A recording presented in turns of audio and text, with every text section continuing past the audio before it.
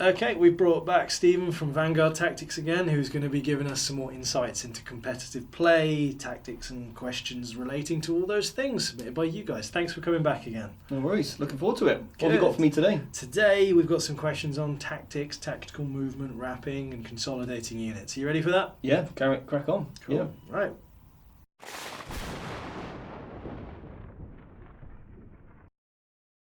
Okay, so Bob has asked about tactical movement. So how can I maximise my moves and charges and consolidations, etc. when I'm playing against my friends? Well, a really good question, and a lot of people think like they get put too much emphasis on like the shooting phase of the game. What can kill what? They math hammer all this kind of stuff, right? Right. The best players win the game in the movement phase. Okay. And the charge phase, basically, because you can essentially your charge move is on a 2d6. Yeah. So that gives you 2d6 extra movement. Right. You then can pile in 3 inches towards the closest enemy model. Okay. And then after you've resolved your combat, you've fought, you can then consolidate 3 inches towards the closest enemy model. So you roll your 2 dice, say you get 6, 3 and 3, you can move 6. Yep. Then you can move another 3 towards the closest model. Yep. You have to finish within a certain distance of a model.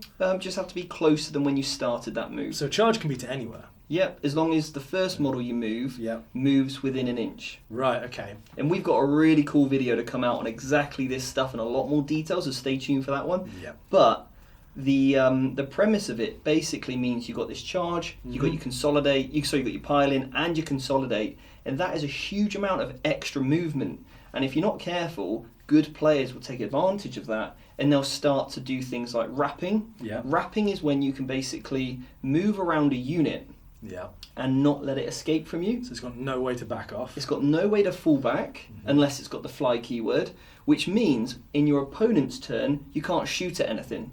Right, so this is something that you were talking with me about before. Yeah. You can't shoot at something that's in combat. Yeah. So you wrap around it. So I'll give you an example, yeah? Go on. So imagine we got this dreadnought here, okay? Yeah.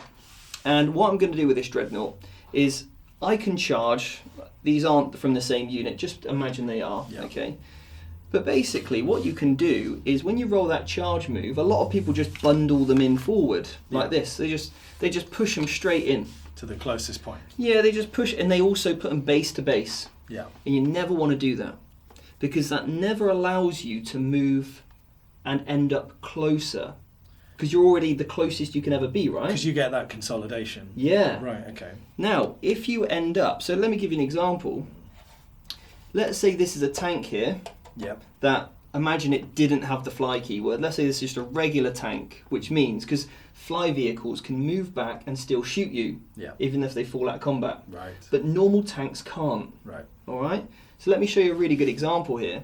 My unit can charge. Now, instead of going in here, what I can do is actually go within an inch of this guy. Because you've got the full 6-inch move. Yeah. And you've got the... So I move my 6 inches. I'm within an inch. Yeah. Now, when I pile in, Yeah. I can now pile in 3 inches towards the closest enemy model. Right. Now, as long as I end closer to this dreadnought, I can also go now within an inch of this thing, this tank. So that means I can stop this from shooting. Right, so if you chose to go straight here... I won't be able to do it. But because you've stopped an inch away, you can do your consolidation... End closer to the closest. And which is closer than an inch, which is there. Well, close, yep. Yeah, and then you're also right next to this one within an inch now as well, which means he, as a non-fly keyword vehicle, I know it is, guys, but just bear with me, then if he wants to fall back, he can't shoot. Because you're within the inch. Because he was in combat at the start of the turn. Okay? Same for this guy. So now, this one Lone Ranger, if he survives the combat, has managed to tag. That's called tagging. So it's a really good way to basically neutralise, for example, your opponent's firepower without even killing them. Because, say they've got a big old walking unit back here, they cannot shoot into that combat. If they were...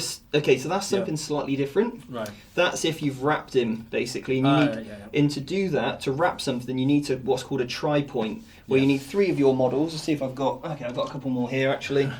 So just knocking around. Yeah, this is, for example, 1 unit of 5 guys. Yeah. And let's say this repulsor is on this Dreadnought's team. Yep. So we've talked about tagging, where these guys can't fall back and shoot themselves, but now I'm going to teach you a wrap. So what you do is you roll your dice to see how far you move, and let's say you rolled that 6, for example, that 3 and the 3. Again, don't just pile them in real close. Okay. Remember, you've got to stay 2 inches within each other, okay? Right. So you're actually going to move the first model within an inch, and you're going to move him 6 inches to there. So he's gone all the way around for his charge. He's run around the back. But he's still finished within an inch of this model's base. Yeah. Yeah. This guy is then going to move 6 inches within 2 inches of this guy. Yeah. This guy's going to move within 2 inches of him. He's going to move within 2 inches of him. And he's going to move within 2 inches of him. Yeah. Now, to finish this off, when you actually... You might even... This could be a lone man from a different squad. He can also go in. And now, this Dreadnought... When you pile in, you touch the base, okay? This Dreadnought now cannot go anywhere. Yeah. He's not going to punch his way out of all that, okay? Yeah. Even if he kills this one man, he's still, because his base is bigger than the gap between these two models, he can't pull out of there. Right. All right, so even if he does kill this one man, this tank, because this unit is locked in combat, cannot shoot them. Right. So then if you've got your characters behind here and stuff, they can't shoot the characters either. Yeah. All right? Does that make sense? That makes sense, yeah. So we've spoke about tagging and wrapping, and they're 2 really good strategies to basically lock down your opponent's shooting phase. Yeah, and make them redundant. And that's also, if you've got some good heavy weapons, we spoke about this in the vehicle, like let's say this aggressor's got 2 power fists. Yeah. Let's say this Dreadnought's got a couple of wounds left. You don't actually want to kill him in your turn. Yeah. So make sure you just fight with your your weakest weapon. Your weakest weapon, which is just your stat line, okay? Yeah. Don't kill him, but then when it's your turn and we resolve the combat, use your big weapons, blow this up.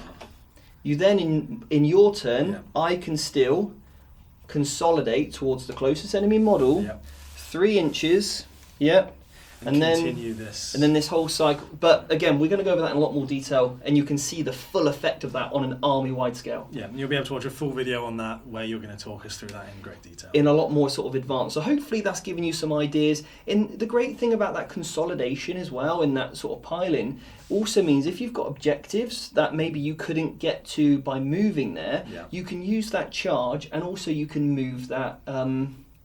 pile-in to get you closer to that objective. That makes sense. So all of a sudden you can start to steal it. One other thing I'll mention is that when you do make that charge on that Dreadnought, let's say this aggressor is let's say he's a character which gives some buffs, like a reroll ability, and he's back here, and let's say you really want those rerolls, then what you can do is you can charge in your 6 inches, okay, but you're going to keep your coherency, so you've got 6 inches between him and him. Right. So now the whole unit is getting the rerolls. Yeah. It does mean a couple of them can't fight, but sometimes that reroll or that buff that this guy gives is more important than just a couple of stray attacks. Well, also that's more helpful in not killing the robot, not killing the Dreadnought.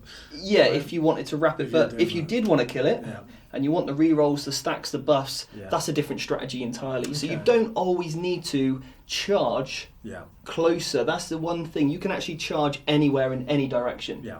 Okay? So it's actually like a free movement. Okay, so that's more advanced movement, charging, getting into combat techniques. And that's going to be a really interesting video about how you don't kill on your own turn. Yeah.